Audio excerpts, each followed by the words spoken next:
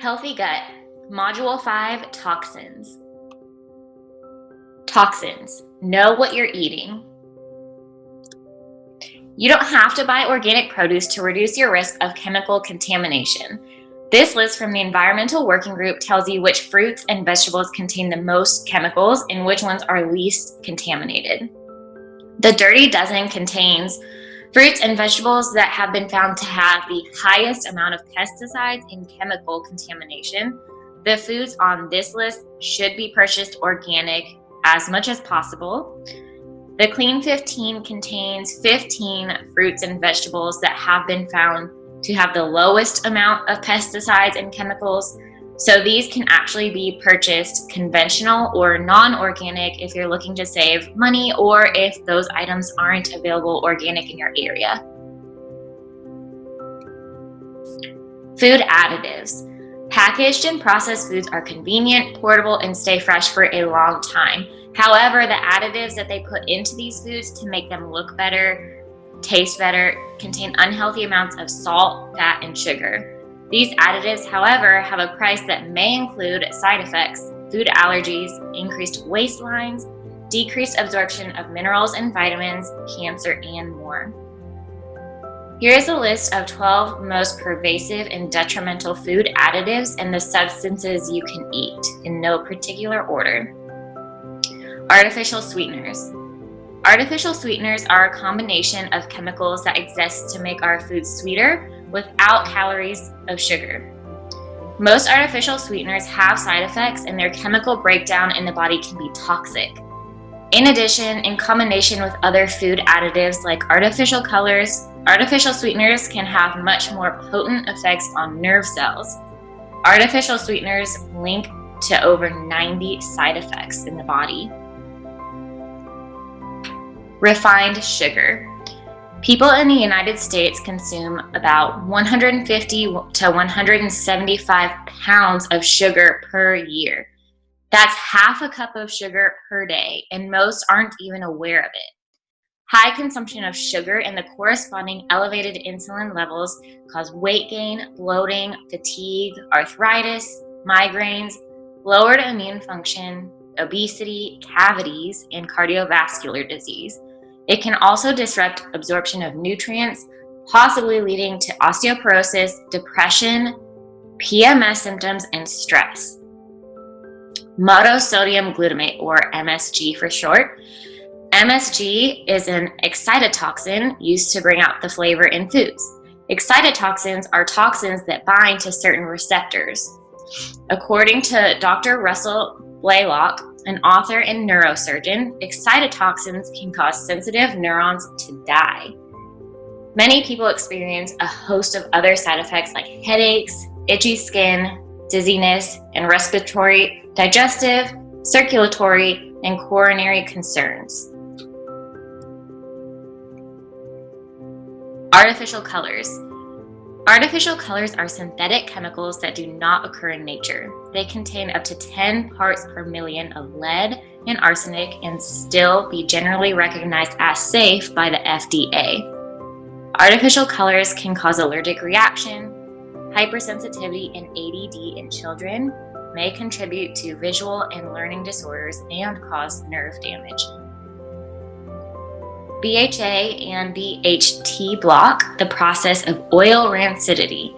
These additives seem to affect sleep and appetite and have been associated with liver and kidney damage, hair loss, behavioral problems, cancer, fetal abnormalities, and growth retardation. Sodium nitrate and nitrite. Sodium nitrite and nitrate are preservatives that are added to processed meat products. These compounds transform into cancer-causing agents called nitrosamines in the stomach. Noticeable side effects include headaches, nausea, vomiting, and dizziness. Caffeine. Caffeine is an additive stimulant found in soft drinks, gum, diet pills, and pain relievers. It naturally occurs in coffee, cocoa, and tea. Caffeine causes calcium to be excreted from the bones, which can lead to osteoporosis and infertility. Olestra, or Olean. Olestra is a calorie-free fat substitute used as an ingredient in snacks and chips. Olestra inhibits the absorption of some vitamins and other nutrients. It can also cause diarrhea and anal leakage.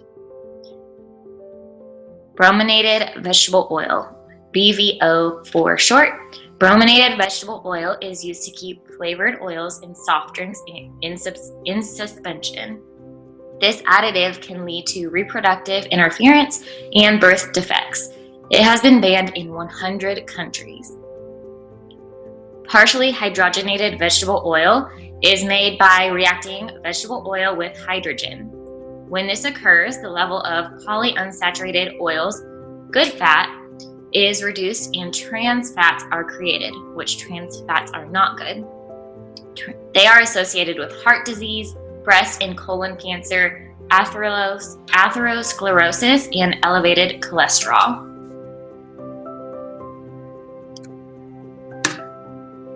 Pesticides.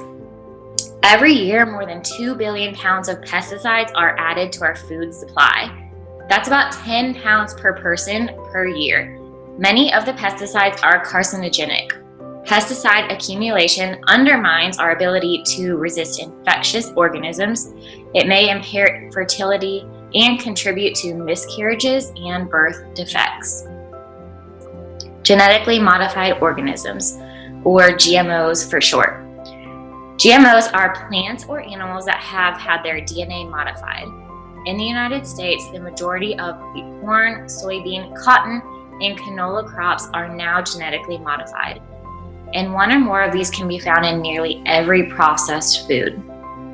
GMOs have not been proven to be safe. Some studies show that GMOs may decrease immunity to diseases in plants as well as humans, may cause resistance to antibiotics, and may have negative impact on our genetic function. Plants that are genetically modified to be resistant to disease could reduce the need for pesticides and insecticides.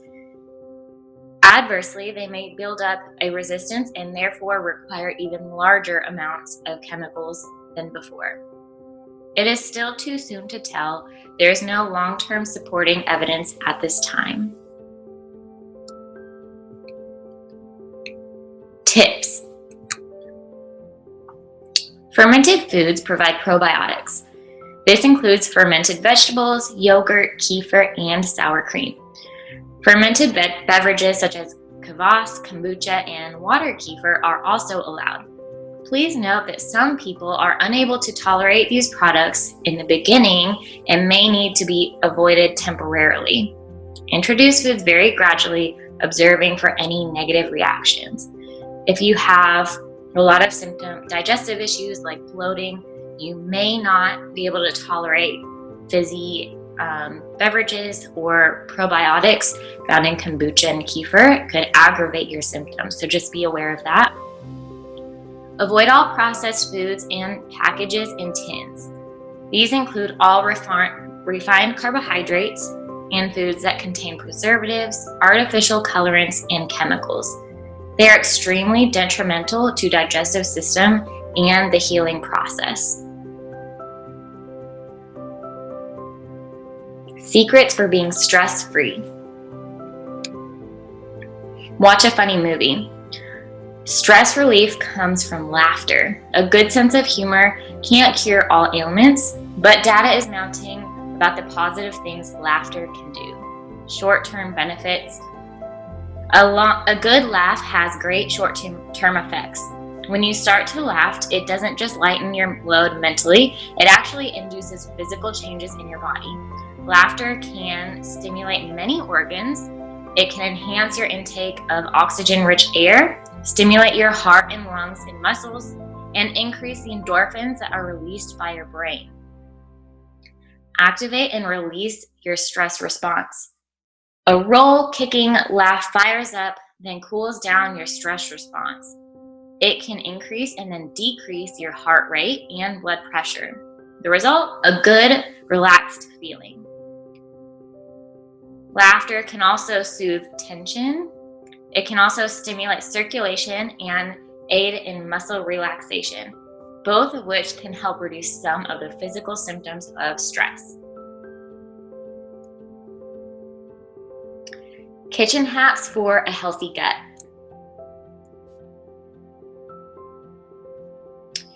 Getting rid of plastic leftover containers is huge.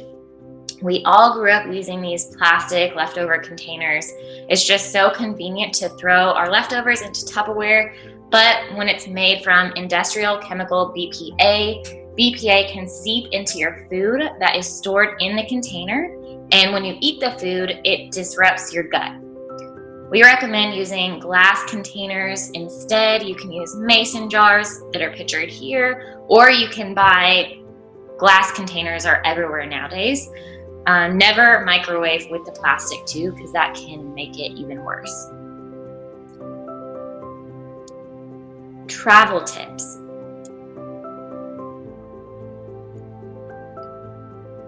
Get up and move around every 2 hours in general.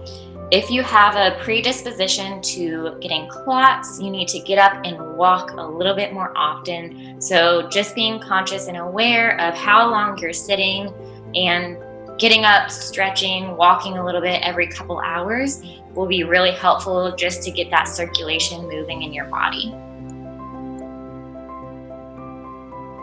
You're now ready for the next module.